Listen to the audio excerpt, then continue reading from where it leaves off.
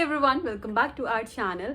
आज हम उन 10 ईडियम्स की बात करेंगे, उन 10 फूड ईडियम्स की बात करेंगे जो बहुत कॉमनली यूज होती है इंग्लिश के अंदर। बट बिफोर दैट हमें ये जानना होगा कि ईडियम्स क्या होते हैं। In English we use idioms to express ourself. हम अपने आप को एक्सप्रेस करने के लिए ईडियम्स का यूज करते हैं। ईडियम मतलब मुहावरे। जैसे हिंदी में मुहावरे होते हैं जिसका एक्चुअल मतलब उस मुहावरे के शब्दों से अलग होता है, उसी तरह इंग्लिश में ईडियम्स होते हैं जिनका लिटरल मीनिंग कंप्लीटली डिफरेंट होता है उसके ईडियम के मतलब से। And idiom is a group of words that have a different meaning from actual words. Idiom शब्दों का समूह होता है जिसका अर्थ उसके एक्चुअल मीनिंग से कंप्लीटली डिफरेंट होता है, कंप्लीटली अलग होता है। चलिए एक एग्जाम्पल लेते हैं। आपका रिजल्ट आया है और आपने बहुत अच्छा स्कोर किया है। You might say, I was over the moon when I saw my results. इसका अगर लिटरल मीनिंग देखें तो मैं मून के ऊपर था जब मैंने रिजल्ट देखा था, विच मेक्स नो सेंस। कोई सेंस नहीं बना रहा है। बट यहाँ पे ओवर द मून एक इडियम है जिसका मतलब होता है बहुत खुश होना। तो इसका इडियमैटिक मीनिंग हुआ I was very happy when I saw my results. मैं बहुत खुश था जब मैंने अपना रिजल्ट देखा था। चलिए जानते हैं वो 10 फूड इडियम्स जो कॉमनली यूज होते हैं। The first idiom is in a nutshell, जिसका मतलब होता है अपनी बात को कम से कम शब्दों में एक्सप्रेस करना, in the fewest possible words. Concise और ब्रीफ समरी दे देना। चलिए इसे एक एग्जाम्पल से समझते हैं। Can you tell me the story in a nutshell? क्या तुम मुझे स्टोरी की एक ब्रीफ समरी दे सकते हो? इन अ नट शेल का मतलब एक कंसाइज और ब्रीफ समरी देना। एक और एग्जाम्पल देखते हैं। It's complicated story, but in a nutshell, my friend got a new job and he's moving to Greece next month. तो उसने पूरी बात बताने की जगह एक ब्रीफ समरी दे दी है कि मेरे फ्रेंड को जॉब मिल गई है and he is moving to Greece next month, और वो ग्रीस जा रहा है अगले महीने। The next idiom is to be in a pickle. इसका मतलब होता है डिफिकल्ट सिचुएशन में होना, ट्रबल में होना, या फिर एक ऐसी परेशानी में होना जिसका कोई आसानी से सोल्यूशन नहीं मिलता। For example, Alice is definitely in a pickle as she didn't meet her last month's sales target. Alice definitely trouble में है क्योंकि उसने अपना लास्ट मंथ का सेल्स टारगेट पूरा नहीं किया है। Cry over spilled milk. इसका मतलब होता है सॉरी फील करना, रिग्रेट फील करना या सैड फील करना about something that has already happen. पछतावा करना उस चीज का जो ऑलरेडी हो चुकी है, उस बात पे रोना जो अब पास्ट में हो चुकी है जिसे हम चेंज नहीं कर सकते। और to express regret about something that has already happen और can not be change. For example, yes we made a mistake but there is no point in crying over spilled milk. हाँ, हमने गलती की है लेकिन अब कोई पॉइंट नहीं है सॉरी फील करने का या फिर रिग्रेट फील करने का। I failed the exam but it's no use crying over spilled milk, I will try it again. A piece of cake. अगर हम इसका लिटरल मीनिंग देखें तो एक केक का टुकड़ा, लेकिन अगर हम इसका इडियमैटिक मीनिंग देखें तो बहुत आसान काम, very easy task, very simple work, something done very easily, जिसको हम बहुत जल्दी कर सकते हैं। For example, doing homework is a piece of cake for me. Homework करना मेरे लिए बहुत आसान काम है।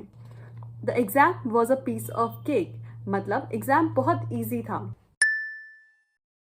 बटर समवन अप मतलब चापलूसी करना, फ्लैटर और praise someone as a means of gaining their help और support.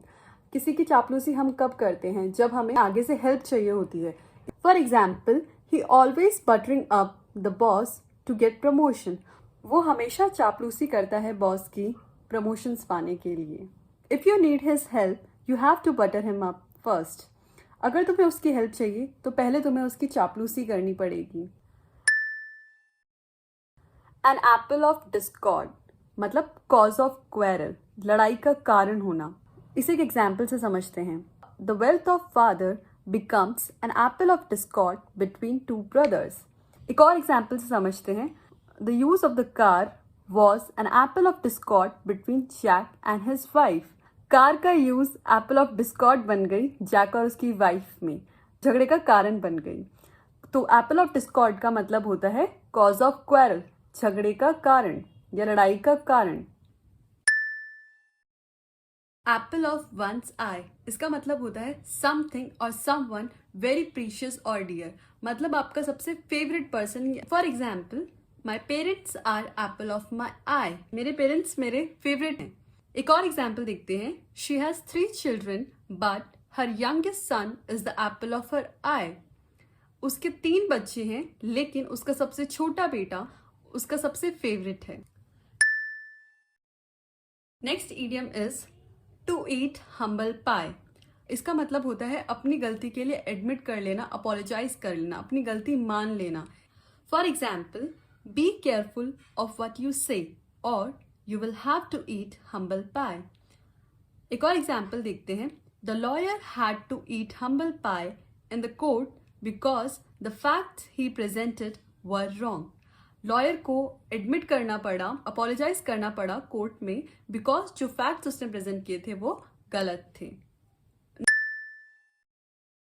Not one's cup of tea, इसका मतलब it's not the type of thing you like, कुछ ऐसा जो हमें पसंद नहीं या जो हमारे इंटरेस्ट का ना हो। समथिंग दैट वन डिसलाइक और something that one has no interest in. For example, I decided not to go to the restaurant with them because eating spicy food isn't my cup of tea, मैंने decide किया है कि मैं उनके साथ restaurant में नहीं जाऊंगा बिकॉज स्पाइसी फूड खाना मुझे पसंद है, it's not my cup of T.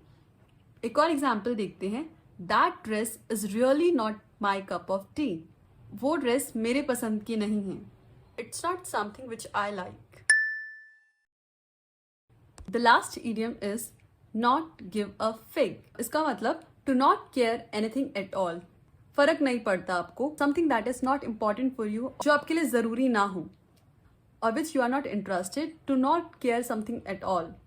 For example, he doesn't care a fig about what others think, उसे फर्क नहीं पड़ता कि बाकी सब क्या सोचते हैं। एक और एग्जाम्पल देखते हैं, they can say what they like, I don't give a fig, वो बोल सकते हैं जो भी उन्हें पसंद है लेकिन मुझे फर्क नहीं पड़ता। Tell me in the comment section below which idiom do you like the most और which idiom do you use the most. I hope this video helps you, so don't forget to like, share and subscribe to our channel. Thank you.